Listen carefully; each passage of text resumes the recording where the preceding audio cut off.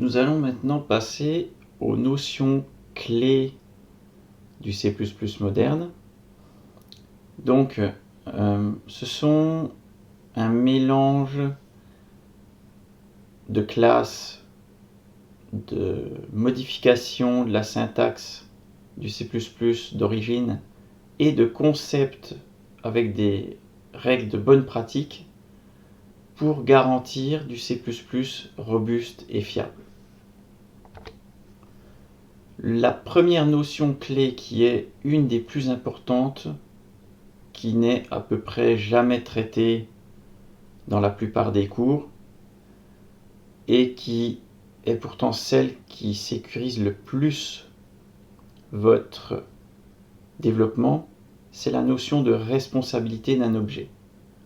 Alors, elle existe en C++ tout simplement parce qu'en C++, vous avez toujours la possibilité de gérer manuellement des objets, là où la plupart des autres langages de programmation orientés objets, on va dire populaires actuellement, ont un mécanisme de garbage collector qui s'occupe de ça pour vous.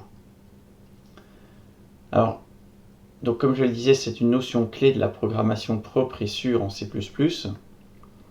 Et donc en fait, le responsable d'un objet, c'est l'entité chargée de son cycle de vie.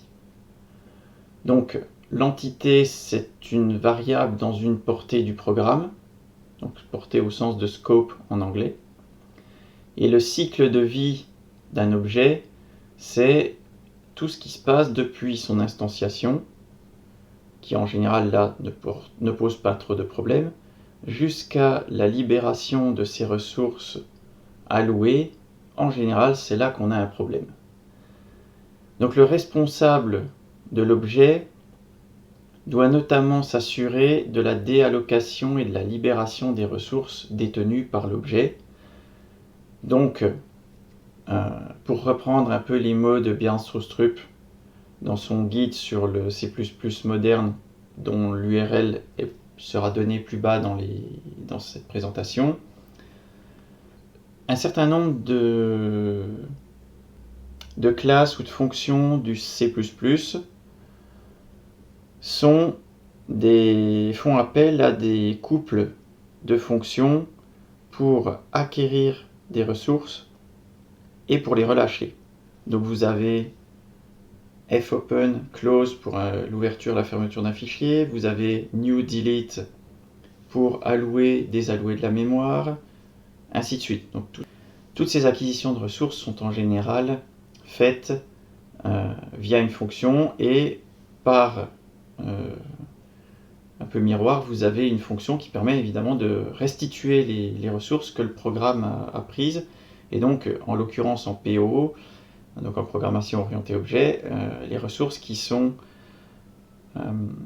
acquises par un objet au long de sa vie pour son utilisation. Donc, l'appel du delete ou de quelle que soit la fonction qui est utilisée pour relâcher des ressources, fermer une connexion réseau, fermer un fichier, fermer un handle sur une base de données, etc. Peu importe, c'est toujours le même type de concept. Et donc l'appel de la fonction qui restitue la ressource au système est à la charge du responsable de l'objet, sans quoi c'est le bazar dans votre programme. Il y a des choses qui restent ouvertes alors que les objets ont été détruits dans le programme, et donc vous finissez par faire écrouler votre système avec des fuites mémoire, des blocages de fichiers ouverts en lecture ou en écriture, des blocages de connexion réseau, etc. Alors, principalement, quand on va acquérir des ressources, on va devoir les relâcher, et quelque chose qui... Le concept objet en C++ qui reflète parfaitement ces couples acquisition de ressources, restitution de ressources, c'est le couple constructeur-destructeur. Donc ça veut dire que le destructeur doit systématiquement tester l'existence de ressources acquises par l'objet et, si elles sont acquises, les restituer à la destruction de l'objet, ce qui est le rôle du destructeur. Donc, pour vos propres objets contenant des membres qui sont des ressources acquises, c'est simple, dans le destructeur de l'objet, vous mettez cette restitution des ressources. En revanche, si l'objet lui-même est manipulé comme un pointeur de manière un petit peu plus indépendante, donc hors d'un objet qui lui-même a votre pointeur d'objet comme membre, vous allez devoir emballer votre pointeur d'objet dans un autre objet qui, lui, s'occupera de libérer votre objet, donc de le désallouer quand il sortira de son scope.